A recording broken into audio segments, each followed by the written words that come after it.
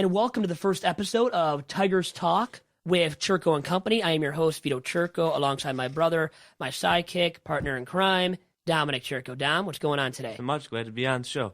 And Dom's been on my show in the past for Chirco and Company at school at the University of Detroit Mercy.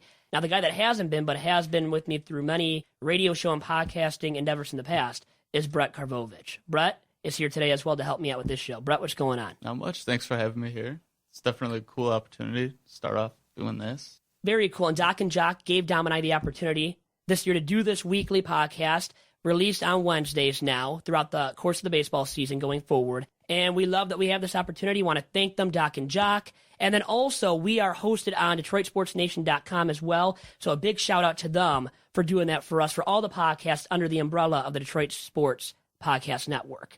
And to start off today's show, we wanted to talk about the good, bad, and ugly of the Tigers season so far. And Dom, you've looked over this season so far, along with myself, obviously, watching a lot of Tigers baseball. Now, you as a White Sox fan, from an outsider's perspective, you're non-biased. I'm a little bit more biased. I think probably there's more good than there has been for you with the Tigers so far. Dom, let's start off, though, with the good. What has been good for the Tigers? The good, I think the young core. I think you have Iglesias and Martinez having exceptional years. Martinez, 27 home runs. Iglesias hitting 315. And they're both young. I think people get confused with the farm system and having a young core. They still have, their hitting's good. Their lineup without Cabrera has been, for the most part, except a couple nights here against the Red Sox and the Rays last night, they haven't hit. But I think they have a good lineup going forward. They found JD Martinez. You know the story out behind it. I like what they're doing. I like how their lineup's going to be for the future. You like the offense. How about the pitching now? That's the bad, or is that the ugly? My bad's the whole pitching, the depth in the everywhere. They don't really have depth in the farm system. Verlander's been hurt. He was good though this weekend. I know you're a hater of JV, but he was all right. He was good. He was last must-see week. JV. But he's not worth the money but nobody is, right? Is Scherzer worth the money? He threw a no-hitter this year. Is he worth the money? He might be a 6-7? bargain. Oh, come on. But anyways, go on. Also, I think the bullpen's been really bad. You have, it's obvious. To anybody that watches, right? Anybody watches. They really haven't. Soria's been all right. You know, he's been the steady horse, really. The only guy, right? I mean, Alex Wilson's been the best reliever, though, right? I mean, Soria has, what, a 1-4 whip? Mm-hmm. Not the greatest whip. Not the greatest whip. No. And he's extended his innings in the ninth, cutting it too close, high pressure. But, he's good in high leverage, so we'll see. How about the ugly, Dom? Ausmus? I mean, the depth. Right, like you said, the pitching depth, obviously, is the ugly, along with, I think, Ausmus, for me at least. Yeah, I think the management, everything. It starts from the management down, Dombrowski down. I think some of the trades he made were questionable. He gave up too many pitchers that he had, young pitchers, and then you can't do it too much. I mean, naturally, teams are going to look for young arms. It's the commodity. They gave up on too many pitchers too soon. Okay, which guys? Robbie Ray's one of them that comes to my mind, who was bad last year, though, remember? And we thought maybe he made a good move, Dave D, trading him when he did to get Shane Green. But now Shane Green, what is he? Is he damaged goods already, Dom? Because he's still young enough, right, to rebound, to be something. But as a starting pitcher, I don't see much of value going forward for him. No, I don't see a lot of value either. I think you're going to see like the evolution of like the sinker baller not being as highly thought of and sought after teams. You know, there's always high contact percentages out of these guys, so they're not strikes. They don't miss bats too much, and I think you're going to see that where teams focused on more of the power arms, especially in the systems, and Tigers should too now. But Dave D has done that right with the power arms a little too, hasn't he? Bullpen guys, guys, but not steady. You look at a lot of teams, the Nationals, where they go with Giolito, power arms. They had Zimmerman come through their system, Strasburg, guys like that are the future. Even the Mets too, Syndergaard, DeGrom, they're power arms. And now Shane Green, the sinker ball, that the sinker right now for him has not worked out this season. It's been the most hit pitch against him, right? Average is 300 above. OPS is 800 or above. It's been really bad for him this season. That was really his bread and butter too, right? The sinker. It hasn't worked out. And how about Porcello, another sinker baller, right? What's happened to him as well in Beantown? Like you said, guys aren't really working out with this sinker, and they have in the past. Porcello has. Even Shane Green did last year, right? And to start the season. Yeah, Porcello's thrown more four-seam fastballs this year because he's had to. And back in, I think, 2009, when they in that one-game playoff when he pitched, Twins, right? Yeah. He was throwing gas, like 95. He was getting up there, 95, 96. You don't see that anymore. He's lost a little bit of velocity. people thought he could throw that hard. I mean, Dave D drafted him thinking as a first rounder, this guy can throw 95, And 96. it was kind of what happened to him, Dom? he And was why do guys converted into a sinker baller, which was a mistake. even that hurt his I heard he development, was. huh? Yeah, I think that hurt his development, and I think that it allows you to pitch to contact, but I think it's kind of it acts like as a buffer for these pitchers where they have a sense where, oh, I can just pitch to contact, it's all right. I'll get ground outs, which people see if you throw your sinker ball over 50% of the time, naturally, I think hitters adjust on that. And then hit fly balls instead of ground balls, right? Like Shane Green on Sunday night against the Red Sox. And then Green now in the pen after all these struggles. Can he be anything of value in the pen now for the Tigers? That's tough. I think so. I think he can probably get righties out. He's a long reliever at best. But I don't know. Already dissing the Tigers, huh? I agree with you though. Shane Green's. I don't know nothing, if he can, I don't even know if he can give you innings, to be honest with you. Who's in the Quality rotation innings. now? Who's in the rotation? You think, as of right now, at this point before the deadline, in the rotation next year for the Tigers? Might be a new manager, might be a new GM, right? Dave D might be gone as well. I think you have Sanchez, JV, and then everything else is open, right? It's wide open. I think the rest of the rotation. Who do you see filling out that rotation next year? Because some big names out there in free agency who are available, including Fister, maybe an old flame from the past, right? Maybe pick him up after a kind of a poor season this year at the Nats. Maybe your boy Jeff Samardzija leaves the White Sox, joins the Tigers if he's not traded before, maybe resigns to that team that he's traded to before the deadline. But he's another name. Jordan Zimmerman's the biggest name, really, along with Cueto, who's not going to stay with the Royals more than likely. But give me your opinion now about the rotation next year. Who do you see the Tigers having besides for JV and Sanchez? I expect them to look after. They're going to look after a left-handed starter. I would suspect, presuming that Price is gone. Watch out, maybe Scott Kazmir. He's older now. He's up there in age, but he'll give you innings, and his splits aren't really that good. He's not really a second-half pitcher, so that's concerning. But they need to transition the Tigers, and I don't know. I think they're going to go. They're staying pat actually at the trade deadline. How bad of a move is that? I mean, how back will the Tigers be? You know, how bad of position will they be in the farm system if they don't deal a guy like David Price or Cespedes to rebuild that farm system and to get younger for 2016 and the future? I think they'll be really far behind if they don't deal Price right now and get a good coup in return for him, which they could, right? Some very young, top-tier prospects and Major League-ready talent as well.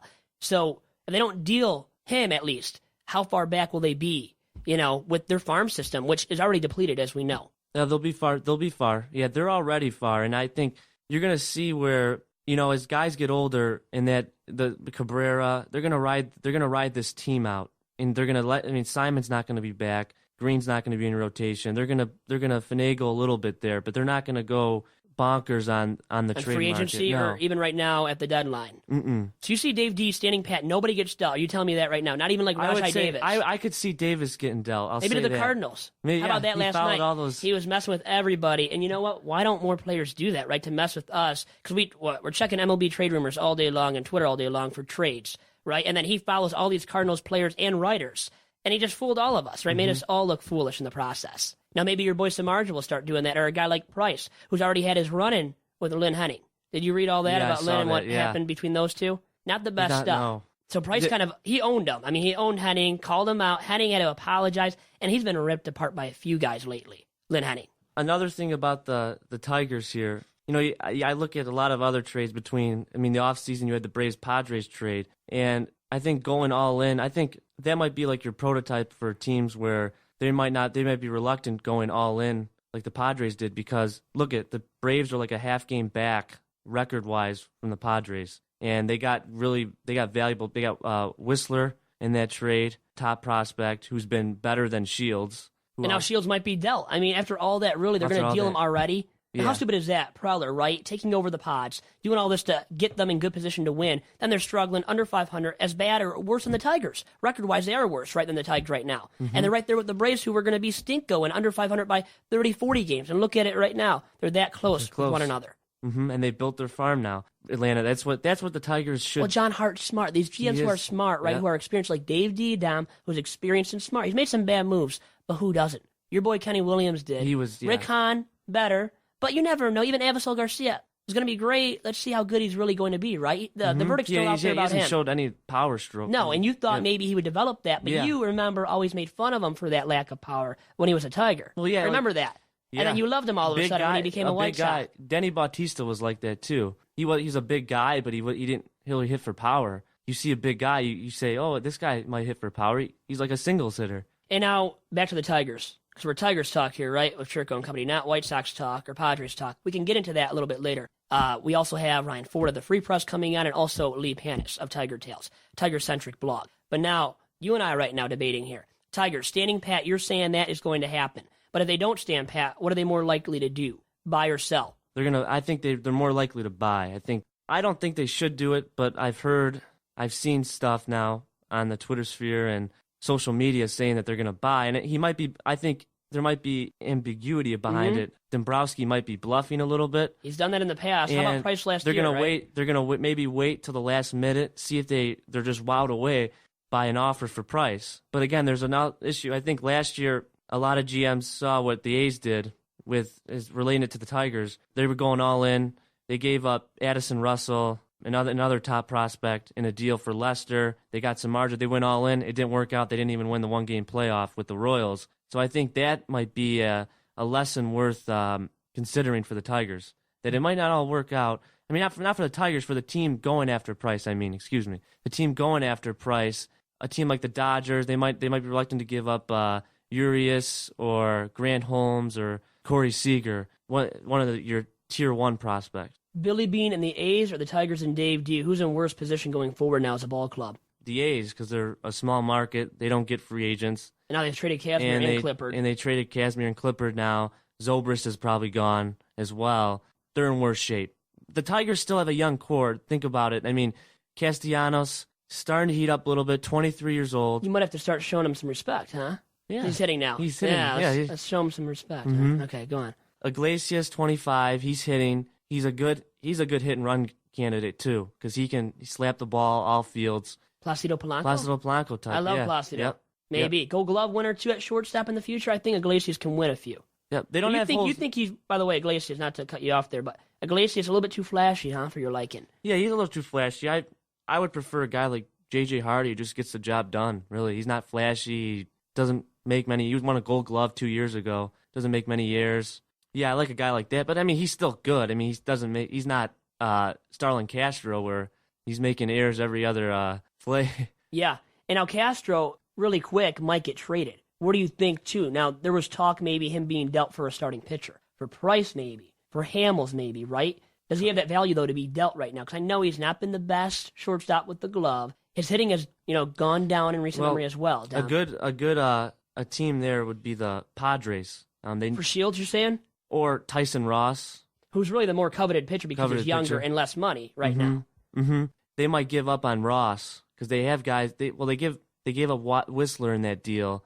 I'm not sure about their second tier starting pitching prospects, but that's a good candidate because Preller was always looking for a shortstop in the offseason. And there's also speculation that Tulowitzki might get flipped. He got traded already, right? That was a big deal that went down, and it landed the Rockies. Jose Reyes, and then who else? Miguel Castro. Two starting pitchers, right, who the Rockies need. Yeah. Well, Castro was closed last year. He was all right in that role, but he throws 97, 98. And the other guy they got, forgot his name. But two arms, we know that, and they need young arms. Yeah, second best pitching prospect in that farm system. They drafted him 2 years ago. You can look him up, but you know what? It's not even that important. But when you find out the name, you get back to me, all right? Okay. You hear that? Okay. And now Troy Tulowitzki now was dealt in this deal. Good move for the Jays, right? Would you say so, Dom?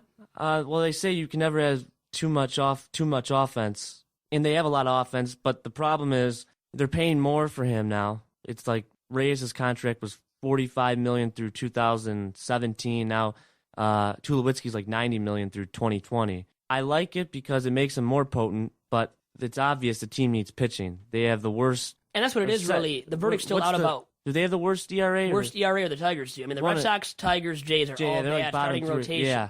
The Jays really need that. They need that starting pitcher. So if they don't get that, really this trade deadline means nothing. Acquiring Tulo is going to do nothing for them going forward to make the playoffs. Because for the stretch run, they need a starting arm or two. Probably two starting arms, just like the Tigers if they were to buy, obviously. Yeah, they might have. They're interesting because they might have to somehow create a better nucleus in the rotation with guys Sanchez. I don't know. Sanchez, no love for him. He hasn't looked the best. He hasn't looked the best, and he is getting older. Yeah, Verlander is a shell of himself. I mean, last year they tried. They just wanted guys in the back end of the rotation. They gave up assets in the starting pitching assets and a infield asset. And I personally didn't like the Devin Travis, Anthony Ghost trade. I think they gave up a second baseman who's probably going to be considered. He's probably top 5 under 25 second basemen. And right now, you could start him in the place of, Castellanos. He could have been starting in place of him when Castellanos was struggling, when Kinsler was struggling. Now, Kinsler's heated up. But the thing is, if they wanted to trade Kinsler, they would have Travis right there to fill the void at second. Now they have nobody really, unless you think that, what's his name, Dixon Machado is ready. And he's a light-hitting guy, good with the glove, yeah. But he can't hit like Travis, who's hit 300 and above, close to 350 at one point, among the best batters, for batting average, right, in the league. Mm-hmm. So he's done that and proven himself already at second for the Jays. Can be a really good hitter going forward. He could have been that guy to fill the void if they decided to trade Kinsler right now or in the offseason, which I think they should. But I wanted to revert our attention back to price. Could they get that Grant Holmes from the Dodgers? Because I think Tulo, if he was dealt to the Dodgers, a team like that, they would have dealt Grant Holmes, who was a first-round draft pick last year. Not that the Dodgers need him because of Corey Seager coming up and being the best thing since what? Since A-Rod. I know Correa's, what's his name, right? From the Astros right now is a young, great shortstop, too, the next A-Rod. But price right now, if you deal him to the Dodgers, can you get Holmes? And do you have to get Holmes and another guy or two for you to deal Price to L.A.? What do you think about that, D? Interestingly enough, with the Reds, you saw the Cueto, what they got in that deal. They got 3 left-handed pitchers, and John Lamb, who's been really good in AAA, 9-1 record there with a sub-2 ERA, or a little bit above 2. But I don't know if they're going to – I think a team like that could do it, but I think it also – I mentioned the depth. Teams like to keep their first-tier prospects, and so especially for a rental that you're not guaranteed to re-sign in the offseason, it's a little debatable that a team like the Dodgers, they're probably going to be more. But don't they want to win if they have Kershaw, Greinke, and Price 1 through 3? They win the World Series, right? You would think so. I mean, the Tigers have had that great starting staff 1 through 3, 1 through 4 in the past and haven't won, such as 2013. Even last year, remember, Scherzer, Price, JV, right? People thought they would have won. Porcello, number 4, really was a number 3 last year for a large part of the season. And Sanchez, 1 through 5, they were deep. And now catastrophically, they are different. Worst team starting pitching-wise in the bigs, it seems like. But you were talking about the depth of the Dodgers, so what could the Tigers get in return for Price if they deal him there, Dom? What do you think? Second-tier prospects here, you have Jose De Leon. He was a 24th round pick. If you're Dave D, Dom, what do you demand, by the way? Do you have to get De Leon or Urias or Grant Holmes? I mean, at least one of those 3 I think you have to get. And then a guy like Zach Lee, who was horrible in his one outing. They might have to get lucky, and I say De Leon. I'd say maybe you go in the 3rd, 4th tier. Wheeland, who's been up, just arms. They could use any arms. I mean, even any arm. Dominic Chirco throwing 80. They could use. Yeah, you can throw 80, right, Dom? Yeah. You've told me before, bragging about it. I think you can. So another guy who's in Single A, a young arm, Zach Bird. Also, a guy developing there. He's really raw, but scouts have given him on a 20 to 80 scale a 50 overall grade, which is average already. He's only in Single A advanced. A guy like right-handed pitcher like that, Zach Lee. I don't know. I think it was horrible in that outing that he just made right recently, which might have been a showcase start. You think for teams looking to deal? I think Holmes, Urias, and Seager are untouchable. Even Holmes, 19-year-old. Even because is it because he's so young and was drafted last year? He was drafted last year. Yeah. I think they're going to give him a chance. A guy like Zach Bird, a guy like Wheeland, who's been up, and maybe a guy like De Leon. He might be the guy that the Tigers should target for sure, right? For sure, yeah. And I think maybe they've scouted him already. I don't know. I haven't heard anything about that in that department with the scouting where they've been at. I know the D-backs and what's the other team scouting the Tigers? The D-backs and they were scouting the Tigers last night. Players. No, a few teams were there last night. Remember, in Tampa for that game. And actually, D, not to cut you off, but we have our caller on the line right now with us on Tigers Talk with Chirco and Company, the first guest of the day, and that is Mr. Lee Panas of Tiger Tales, a Tiger-centric blog. Lee, what's going on? Hi, thanks for having me on. Hey, no problem. And Dom and I, my brother, co-host and everything here on Tigers Talk with Chirco and Co., are talking about the Tigers at the deadline looking to buy or sell or maybe even stand pat. Dom brought up a good point saying they might just stand pat. What do you see happening, Lee, going forward here before the deadline? That's a tough question. I've been thinking all along that they would be biased, but watching them the last couple of series, I just can't see how they can not sell. It doesn't look like a team that's going to win. Yeah, I think everybody thinks that right now that watches the Tigers faithfully and whatnot.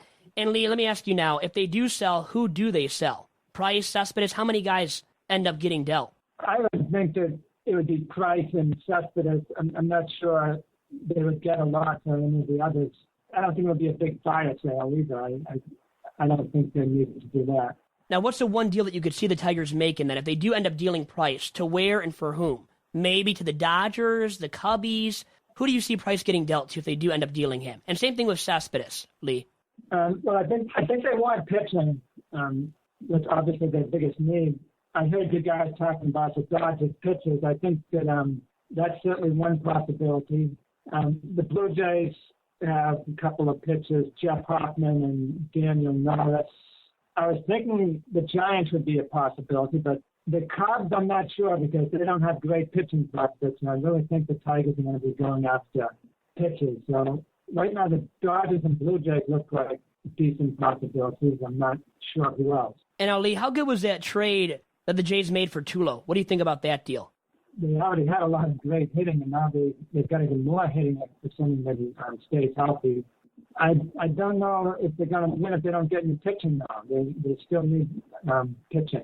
And that means David Price. I mean, if you're looking to get a top-line arm, Shields may be still on the market, right? But not many guys are. Cueto's gone, too. He was dealt to our rival Kansas City Royals, the Tigers' rival Kansas City Royals in the Central Division. What did you think of that move for the Royals getting him for the stretch run? Yeah, it's going to help them a lot. They're starting pitching. They've got a lot of guys that can go 5-6 innings, but they didn't have the ace, and that's going to help them in the playoffs.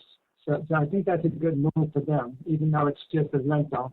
And now, are they the favorites in the American League with that move of getting Cueto to be their ace going forward this season? Yeah, I still don't know if it's a big favorite. That certainly helps them. I like the Angels. They're getting better.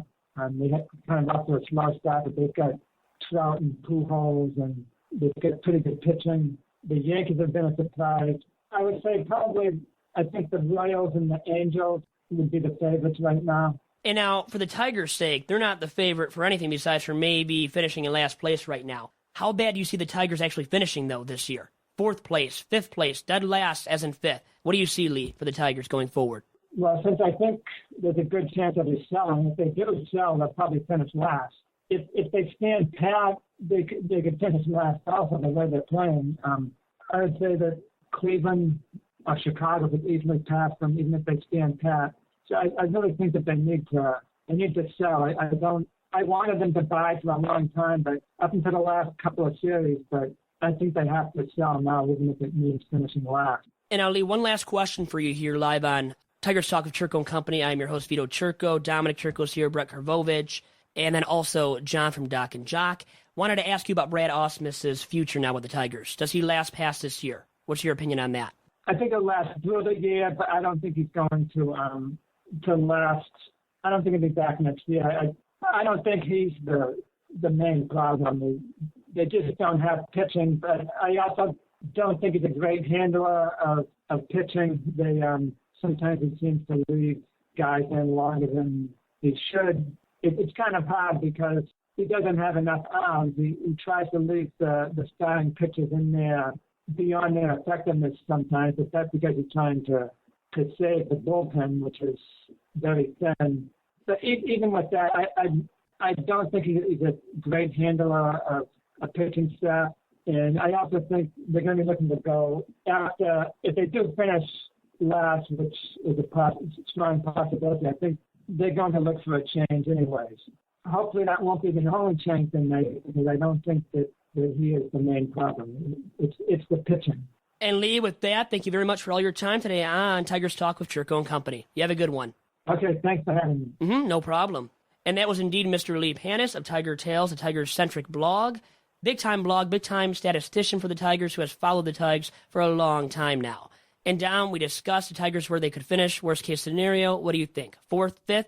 Is that true? Dead last, maybe even, Dom? Because Lee was saying dead last. Not. If they stand pat, the Indians are worse. But if they sell, yeah, I could see it. Listen, I mean, their lineup's still a couple off days here and there, but I think their lineup's still potent. It's right up there with the Jays. They had 3 guys driving in 50 runs or more. I still like it. And if they're pitching, if they get something, like if Verlander just can put up a stretch where he's just league average for a little bit. Well, can he do that, Dom? What's your bold prediction for JV going forward here this year? Yeah, I think he can do it. Last start was a good indicator he could do it. He did not overthrow it all last start. He pitched to contact more. Really good movement on his two-seam fastball, and his slider was biting. So I like what he has going forward a little bit. He's not going to be the perennial ace he once was, but I think he's an average starter now. Now, how about Brad Ausmus's fate? We talked about that as well, or I did, I should say, with Lee Panas of Tiger Tails. He said really doesn't see him being the main problem. Now, he did say that, but how about his fate now going forward? Does he last past this year? I think Dave D, if he's the GM, cuts ties, and I think the new GM for sure cuts ties with Ausmus at the end of the year. No, I don't see him lasting here. And if they go to a new regime, guys like, if they go to the analytical side, maybe a guy like Manny Acta, or they go for a players guy, Ron Gardenhire.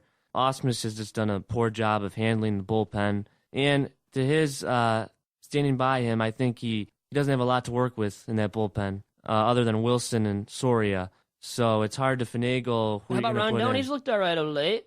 Big Bruce? Not really, though? No. No. He's not. I know, I'm joking. He really hasn't been good this year. I mean, I don't know what happened to him. I thought he would be great. Dombrowski wanted him as his closer, at one point. He just looks too complacent. He can get up to like 101, but then you see him just like, it's like effortless, but then he kind of mails it in, throws like a 95, the homer he gave up to Casali last night. He just mailed in a 95-mile-per-hour cookie for him, and the guy belted it out. His first multi-homer game. Former West Michigan Whitecap great, right? And he did that against the Tigers. It was ugly last night, once again, for the Tigers. And now the bullpen next year, I mean, who could we have in the pen? If we resign Soria, I think that could happen. But outside of him, I think you have Alex Wilson, the man who's been doing everything right out of the pen. So versatile. Yeah, yep. And then also, I think you have Rondon. You might have to bring him back just to give him another shot because he throws so darn hard. I mean, he throws 100, 101, and has some good stuff when it moves the right way and doesn't move all over the place at the same time and out of the zone. I mean, it's good if the swingers are swinging at it, but the thing is, no command most of the time. He has to improve on that if he wants to really get a role at the back end of games. But I think he's a fit for that. They need a lefty specialist. Where do they get that? Signing somebody. I said in my projection, as we talked about, Matt Thornton, right? Thornton, yeah. Yeah, what do you think about him? Yeah, he's getting up there in age, but he can still bring it better than what they have now. And anything is going to work. Anything's better than what they have, will suffice, right? I mean, Gorzelani didn't last. He was horrible. He wasn't good. They need a guy that throws hard out of that from the left side. They need a guy that, like Thornton. There's another free agent out there. I think Rex Brothers might be a free agent. Okay, hard thrower too. Yeah, but he's on the disabled list. And then we talked about the bullpen then. I see them picking up guys like a Tyler Clippard, who was dealt already to the Mets. If they don't keep him, maybe Tigers sign him in the offseason. Maybe trading Kinsler to the Yankees for Adam Warren, a guy like that who's been very versatile as well, right, as a starting pitcher and as a bullpen arm for the Yanks this year.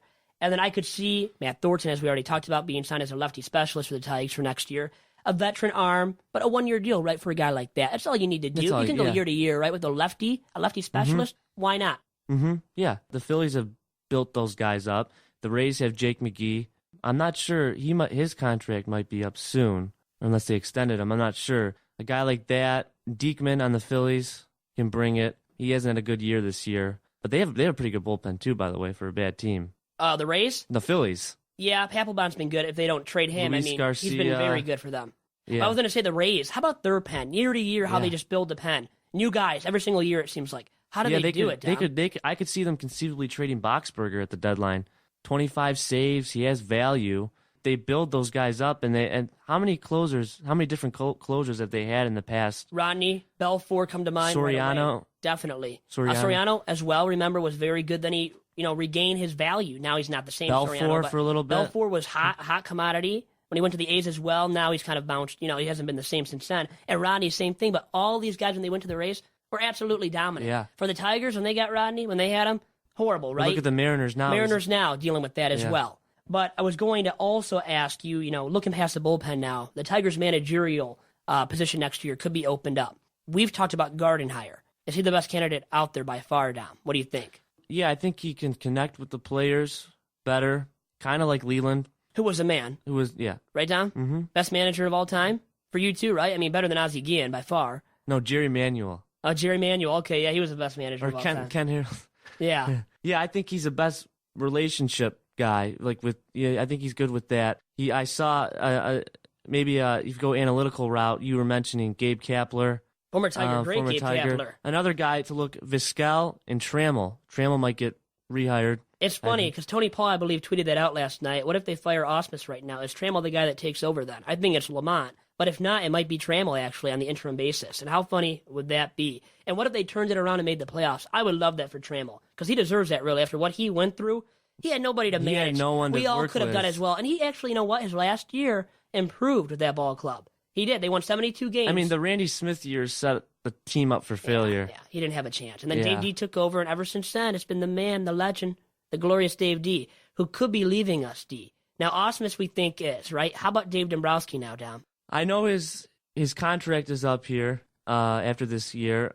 I don't know how much. I thought his comments about standing pat were kind of might insinuate that he could be on the outs. Let just like the new regime work with what they have and decide what they do with those players. That's why I think the possibility of standing pat. You're only 4 games out, 4.5 now, tied with the White Sox for third with 4.5 games back. I could see the Tigers, or I could see Dombrowski walking away at the end of the year because of just the comments he made about the team standing pat, and I think he'll let the new regime come in and finagle what they have. They might have to trade a guy like Castellanos if he gets hot. His value might skyrocket. You might get some young pitching because they don't really have anything to trade. They can't really trade any pitchers on their team besides Wilson. You ain't going to trade him. Indeed, with that being said, Ryan Ford of the Detroit Free Press has joined the fray here on Tigers Talk with Chirco and Company. Ryan, how's it going? Pretty good. How about you, Vito? Very good. And thanks for coming on today on the debut episode of Tigers Talk with Chirco and Company. Dom Chirco, my brother's on with me, Brett Karvovich as well, and John from Doc and Jock.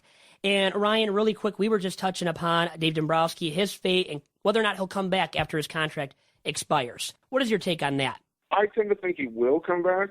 Just he's made a lot of statements about how he serves at Illich's pleasure, basically. And to me, that sounds like he wants to come back. I think the Tigers are probably as good a job as there is in baseball. I think he might chafe a little bit sometimes at being overruled by Illich wanting to spend money, but that's not always the worst thing, I don't think. You know, he is a Western Michigan boy. I have to think the Tigers are sort of his dream job. And with that being said, now we have to look at the manager. Okay, that position. Brad Ausmus holds it down right now. But does he last past this year? Dom and I both think he shouldn't. What do you think, Ryan?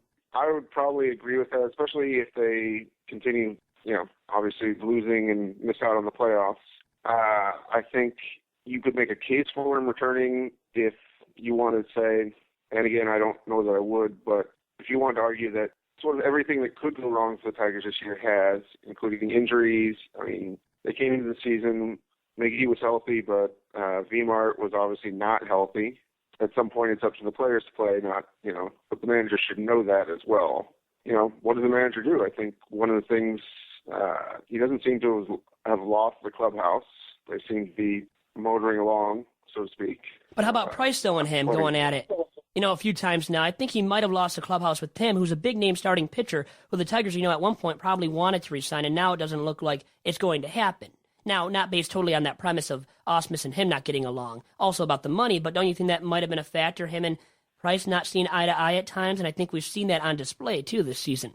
That's true, especially with Price accidentally leaving the game at one point. They've had some issues there. It's interesting to note, I know Price is still very fond of his former manager, Joe Madden, who's now in Chicago. It could just be a matter of Price remembering what it was like to work with Madden. Are you saying that Joe Madden's not, Brad Ausmus isn't Joe Madden? I mean, I don't get that. I thought Brad Ausmus is, top-notch manager here, and just like Joe Madden. The second coming of him. Well, I mean, they are both quite dreamy, but, Great-looking men. I mean, we know that about Ausmus and Madden. But anyways, it brings up the topic of David Price and whether or not he is going to be dealt at this year's deadline. How about the Cubbies? They're looking for a starting arm. What do you think about that happening? I think they're definitely looking to upgrade. I know they're pretty much maxed out in hitting. I could definitely see that deal, especially I was as surprised as anyone when they DFA'd Edwin Jackson because they'd already moved him to the bullpen and then they had about $50 million sunk into his contract that they just decided to eat. So they definitely, I mean, Wrigley Field is a license to print money, basically. So they could definitely be looking for an upgrade. And Price could be that guy. I mean, he really could be. Oh, yeah. I mean, he definitely, that's sort of the thing when looking at, who would Price help? Price would help everybody, especially for 2 months of the season. The question is, how much are teams going to give up? I know the Cubs have spent some of their excess of prospects in the past. I don't know for sure they'd be willing to do it again. It'd probably be a pretty good fit with the Tigers' minor league system. The Cubs do have much more prospect depth than Tigers. Yeah, that's no debate, Ryan, right? No debate there from the Tigers' standpoint because their farm system is very depleted. And that's why people are arguing right now Tigers should sell. But Dombrowski is still adamant about buying and winning this year, or maybe not even doing anything, as my brother noted, and standing pat. So what should the Tigers do? I mean, I think Dom and I both agree that they should sell at this point. I tend to agree. I think it's not even so much whether they're close or far from from that mythical final playoff spot. It's just there are so many teams in front of them. I mean, even if you don't think that the Twins are actually a playoff team, which who knows. But does that mean Baltimore isn't? Toronto just pushed all its chips into the center last night, apparently, with the Tulo trade.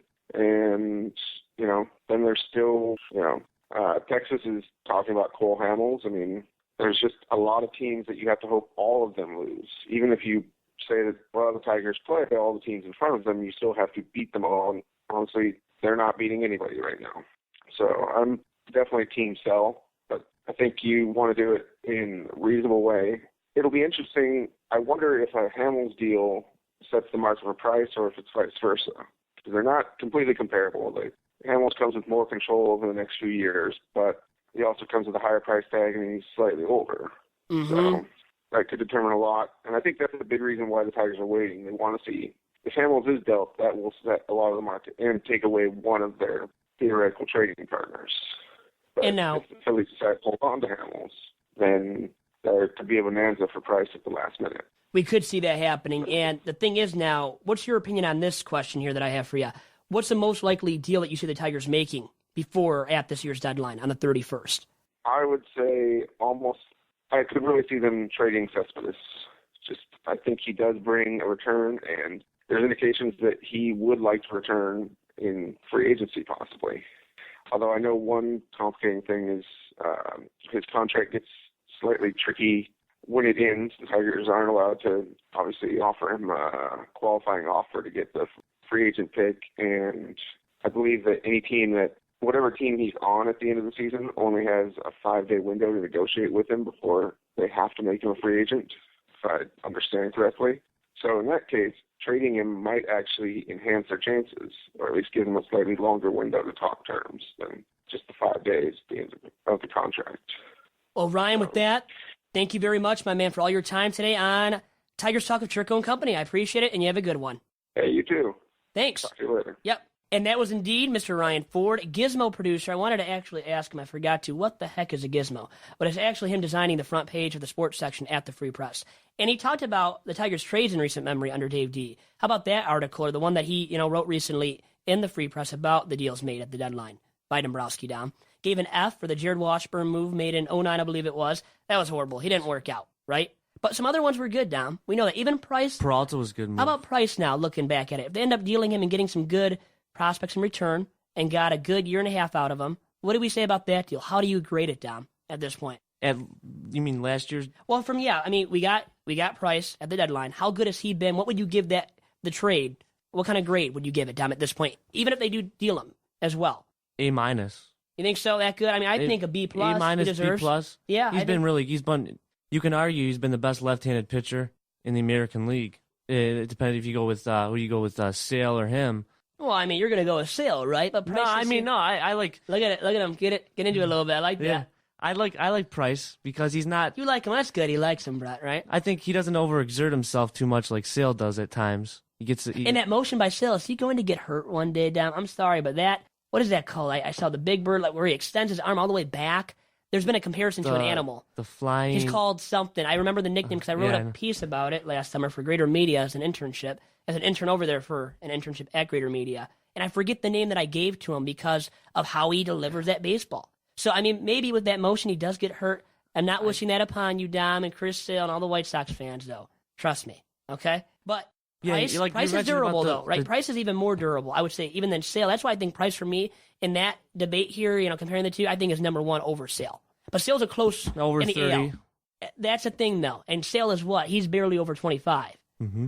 So there's the debate right there for another time, I guess we could say, right? Back to the trade deadline. He's made good moves. Delman Young. DY, baby. He was good. He was in the good postseason. in the postseason. Was really good. ALCS MVP, baby, right? Johnny P. Johnny Peralta. Royd Man. Yeah, he's made good moves recently at the deadline. I like what he does as far as adding, but what he subtracted is too much. But you have to subtract something down of value to get something of worth in return. Miguel Cabrera, they thought, hey, at one point when they made that deal, what did you think about it? We all thought Maben's the next Ken Griffey. We thought Miller's a starting pitcher and frontline ace. Well, they didn't turn out, but Miller's something now. Maben's even something now. Yeah, prospects don't always turn out. But remember. You have a better likelihood of extending value for those players. Cabrera, you get lucky. Well, Cabrera, either way you look at it. They didn't get lucky. They knew he was good. Now, they had to take on D-Train. That would have been luck if they would have gotten anything out of him. Either way you look at it, Cabrera was already a star with Florida at the time. So he was always going to be good for years. So the value there was about even at the time of the trade, what people thought. Because, Miller, and you mentioned Maben was going to be the next... Ken Griffey Jr. He hit a home run off of Roger Clemens. Remember Yankee Stadium? Still remember that game, and I thought, well, this guy, you got to keep him. But then they got Cabrera, and it's worked out. And not to reflect more on that deal, because I want to move on a little bit. But also, just all these other ones, and specifically the one that was made last year for Soria, Dom, getting rid of Knebel, right, relief pitcher, and then Thompson, who's the number 2 prospect now for the Rangers, got lit up, by the way, last night, I believe in Fresno. Double A or Triple A for the Rangers? Is it Triple A, Dom? Their Round Rock is Triple A. It must be Double A. Double A? Yeah. Who knows? But it doesn't matter. One of the two, number 2 prospect behind Joey Gallo, who's the next coming of Prince Fielder. Already has shown the power, right? Great power, at the major league level. My take or point here and bringing up Thompson is that, they got Soria, short-term value, and now Thompson's become the number 2 prospect. Another guy that really wasn't going to be the greatest thing has turned out from Dave D's collection of farm arms, right? He's made these guys look good, and he's gotten good value in return for these guys. And now Thompson might be flipped for, who do we know, Dom? Cole Hamels, right? They're not going to give up Joey Gallo. Thompson, they will, I bet. Catcher, they have good. I heard they're more willing to give up their tier 1 prospects because of the certainty about Hamels, because he's over 30, but the certainty with his contract, he's extended through 2018. As far as they're a team that is probably not going to contend this season, but yeah, Texas. So they're better. Yeah. They're better equipped. I like what John Daniels is doing because he's making them. It's kind of like a winter trade that he's making right now. Yeah, he's doing it for next year, right? By getting Hamels, because he knows you stack him up with what's his name, Yu Darvish, right, at the front of the rotation, and you got Joey Gallo, Prince, Josh Hamilton next year, Adrian Beltre coming back too, healthier maybe. Prince, another year of health, good health. Hamilton maybe healthier. Look at that lineup. And then Gallo, the young star, middle of the order guy. That's a great middle of the order. And then you got Darvish and Hamels. So Daniels is making these moves based on the premise of, I want to win in 2016. And there's nothing wrong with that, Dom, in my opinion. And they have a lot of guys locked up, too. Shin-Soo Choo signed that big deal. Prince Fielder has a big contract. I don't know if they're going to think about trading Mitch Moreland now. I've heard rumors. I've seen them. They don't need him now, right? With Gallo and Prince. Gallo's not ready yet. Totally. They brought him back down, but once he comes back up, he'll be on a stud all-star right away. We've seen how many young all-stars this year, right? Out of players. Chris Bryant. How many good guys this year have we seen already, Dom? Bryce Harper, Trout's the MVP, has 31 home runs. Syndergaard. So many young, everything, right? But let me put you on the spot a little bit here. Who's been the best young player overall? Not counting Mike Trout or Bryce Harper, because those guys come to the head, right away. Yeah, I would have to say, I would have to go with, you look at Syndergaard. Who the Mets won't trade. And the thing is, the Mets could really get somebody good, right? Get a really good bat, which they need desperately, don't they? At Citi Field, they can't hit to save their lives. But they're not going to deal one of those young starters, which is, okay, it's a good thought because you want to build the next dynasty that the Braves built with the strong rotation. I get that.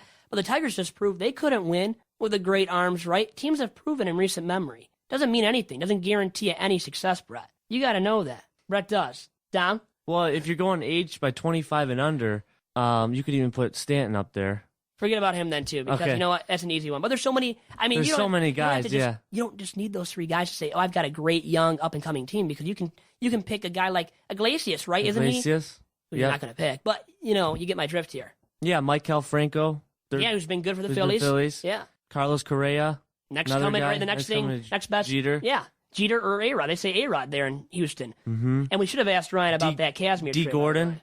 D. Gordon. D. Gordon's young, right? Leads the National League in hits. You got it. So, I mean, there's so many big names that are good and young. Young is really the key word. It's really the big thing in baseball right now is the youth, right? The youth movement. That's why baseball is going to be fun for a long time, Dom. And I think you agree with me on that. Definitely. Wanted to also get your take here on mocking the deadline, looking at some trades that could happen for the Tigers. Okay? What could you see being made? If you were Dombrowski right now, had a deal, the big names obviously are Price and Cespedes, but dealing anybody, what could happen and what could the Tigers get in return? So give me a trade projection. Player for player, too. I want to hear it. You're the GM here right now, D. For Cespedes, he's a free agent at the end of the year, so right there his market value goes down a little bit. But he's also a big bat, and you can put him in the middle of the lineup for some. And with how he's hitting right now, right? Teams like the Mets, for certain. I say a contender that could jump on him are the Giants. I think the Giants could jump on him. A little bit. They have a questionable outfield now. Maxwell and Maxwell was platooning with someone else in the outfield. I could see Cespedes getting dealt there. As far as the Giants go, they could give up a guy like Tigers could get a major league ready talent already there. They could get maybe a guy, a left-handed bat like a Brandon Belt. I know they're not thinking too much about Belt, and he's a young guy. They might not give up on him quite yet, but I could see a guy like that. As far as major league talent, they could get right away. Another guy they could get, Hunter Strickland, who was in the bullpen last year, who's been a lot better this year. The Giants are interesting. How about the Giants getting Hamels, by the way, D? Is that going to happen, really? I don't see that happening. They don't really need... Do they need an arm? They could. I mean, just, could use an slot arm. right behind Bumgarner. Left-handed arm, yeah. Okay. But anyways, go along with your trade projections, Dom. So you see Cespedes maybe being dealt. Yeah. Who also? As another trade projection. Give us one other one. I'm going to say Cargo gets dealt, too.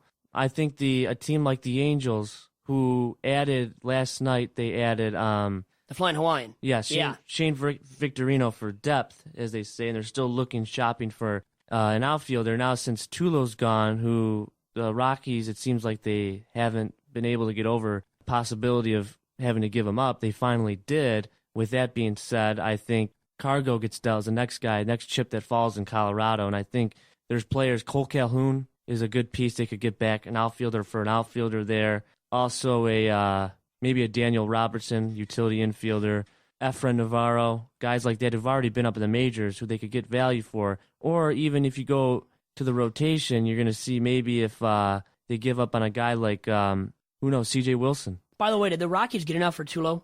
What do you think about that? Because there was talk for a long time about Tulo being dealt, and he never was. They were holding out for a great offer. Did they really get that from the Jays? I don't think so. It's debatable, right? Well, they already had top-tier pitching prospect. They had John Gray, who's their number one prospect, Tyler Matzik, who's been up. They also had Kyle Freeland, who was drafted in 2013 or 2014.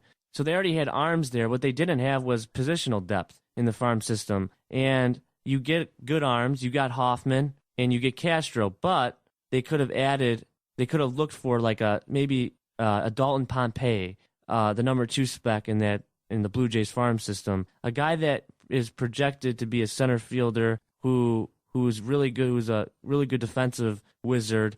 On base ability is in question, but from there we can see we can go on and on about this, but I don't know if they got enough value in return for Tulowitzki, but we'll see.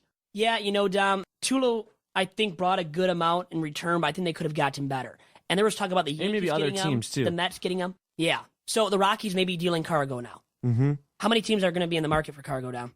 I could see non-contenders being in the market as well. And he's really heated up right away too. Up, yeah, and he's been consistent. The thing with Tulo and Cargo is they've both been a little bit on the injury-prone side of things in recent years. As far as that goes, I mean, he's hitting for power again. He's hitting for average. He's doing everything. And you can insert him anywhere in the lineup too. He can lead off, bat second, bat third, and bat fifth or sixth in any lineup. So right there, you can put him anywhere. So I think a lot of teams like non-contenders, maybe a non-contender like you you could even put the Marlins in there. They have Yelich. You can put him in center field maybe or something.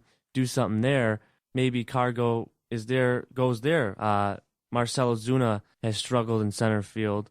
They brought him down to New Orleans, AAA New Orleans. So we'll see what the Rockies do with Cargo.